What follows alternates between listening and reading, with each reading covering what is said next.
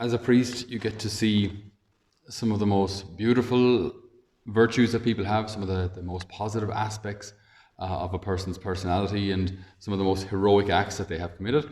And at the same time, you get to see the pain caused by people's sin. You get to see the misery caused by addiction. You get to see all sorts of horrific things. You get to see the best and the worst of society.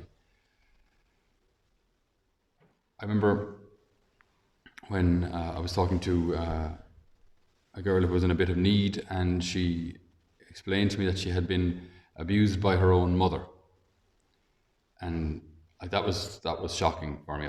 I never thought that was kind of, I never thought that would be possible. Basically, it was just so beyond me. And then as a young priest, I remember one of the first times I met someone who had been a lady who had been abused by her mom and dad. And then she was put into foster care, and she was abused there as well. I just thought, this is insane. What kind of a world do we live in that this is even possible? You know, just the horrific things that she had been through, and now she was trying to live a marriage and have some sort of normality with all of this pain, all these memories, all these awful experiences in her mind, in her memory.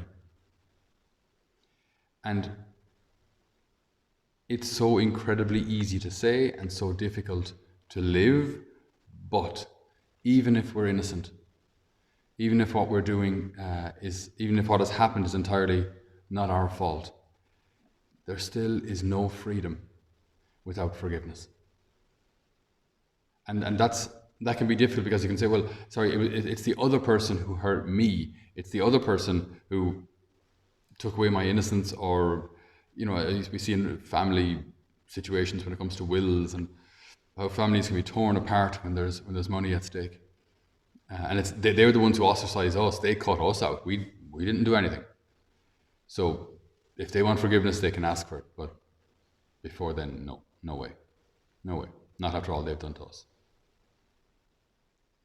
And that's understandable that we would say, kind of stick our heels in and say, look, I mean, I'm not going to ask for forgiveness until the perpetrator, the aggressor, is actually sorry.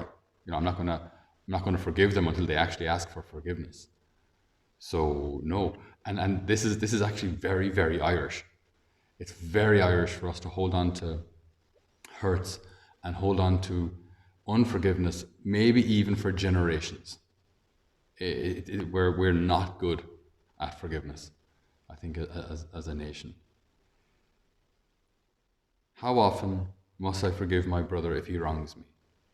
As often as 7 times, and that's pretty good going. 7 times. As often as 7 times, Jesus answered, not 7 I tell you, but 77 times.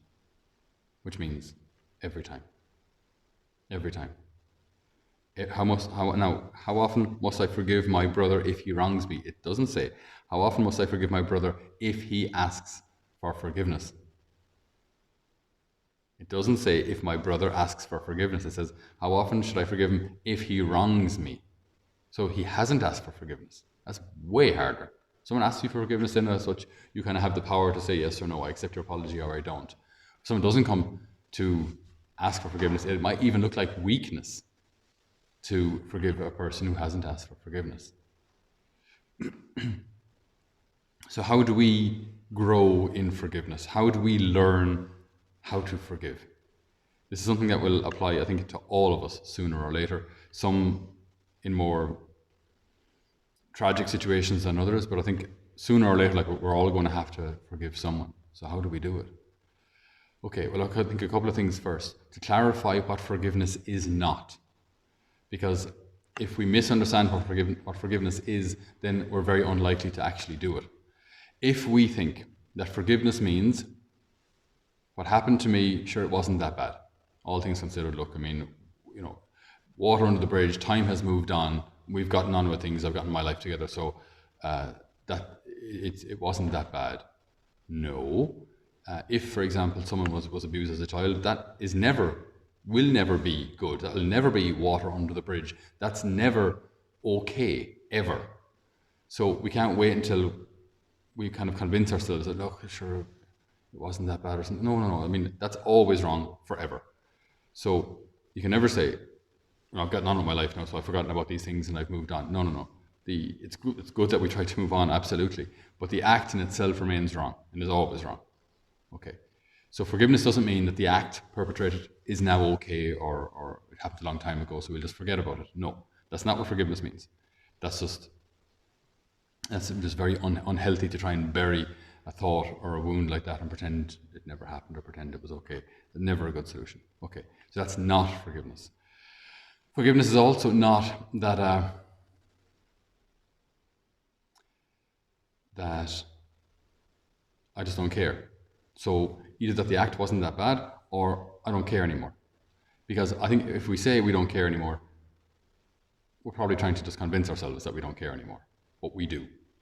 Because when these kind of things happen to us, of course we care. It hurt, especially things that happen to us as children, because we're defenseless. We trust people. And if that trust is betrayed, that cuts very, very deeply.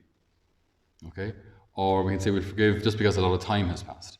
Again, that doesn't work.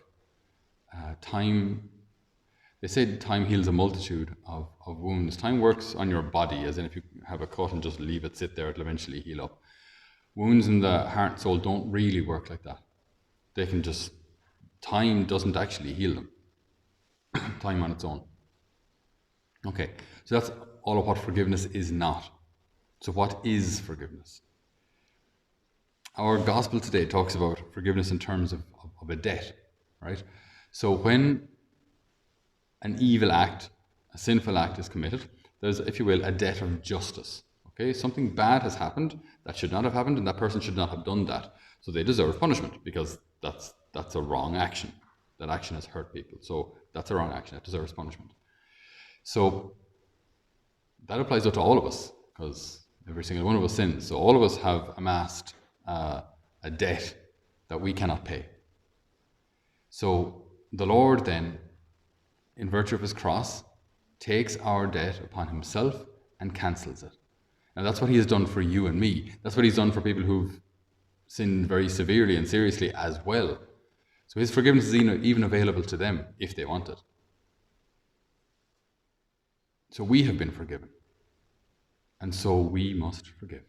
Like we say in the Our Father, forgive us, Lord, our trespasses, as we forgive those who have trespassed against us. So, concretely then, what is forgiveness?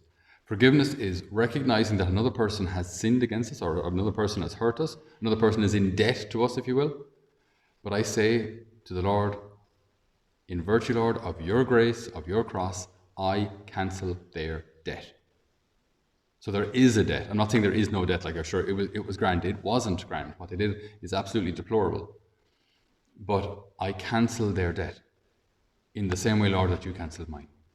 I cancel their debt in virtue of your grace and your power, because on my own I can't do this. And you might say, but people don't deserve forgiveness. Agreed. Agreed. People don't deserve forgiveness. But then neither do you and I. So how do we fix that one? The Lord forgives us freely, not because we deserve it. But we are forgiven, and we live in that mercy every day. And so if I say that I deserve mercy but you don't, then that is today's gospel. The debtor who owes his master an impossible sum of money to pay. And he pleads with the Lord, and not only does the Lord give him, the man asks for time, give me time and I will pay it. Then the master says, look, actually, not only will I give you time to pay it, I'll just cancel the debt altogether. Like, that's just phenomenal generosity. Then he meets a fellow servant who owes him 100 denarii, so about a denarius was a day's wages, so it's like 3 months' wages, so it's about 10 grand, something like that. It's not a huge, it's a payable sum. And he has your man thrown into prison because he has not paid him. So he has not been merciful with his fellow servant as the master was merciful with him. But if we don't forgive, we will never be free. And that, unfortunately, if you meet people who have addictions, if you meet people who are stuck in their lives, so often it goes back to a hurt that they have experienced, which they're trying to bury through this addiction. And that hurt can only be healed through forgiveness, which again is it's God's grace in us. We don't do it through our own strength. But if we do forgive, then that evil act loses its grip on me. Those chains are severed. Those ropes are broken, and we can actually be free.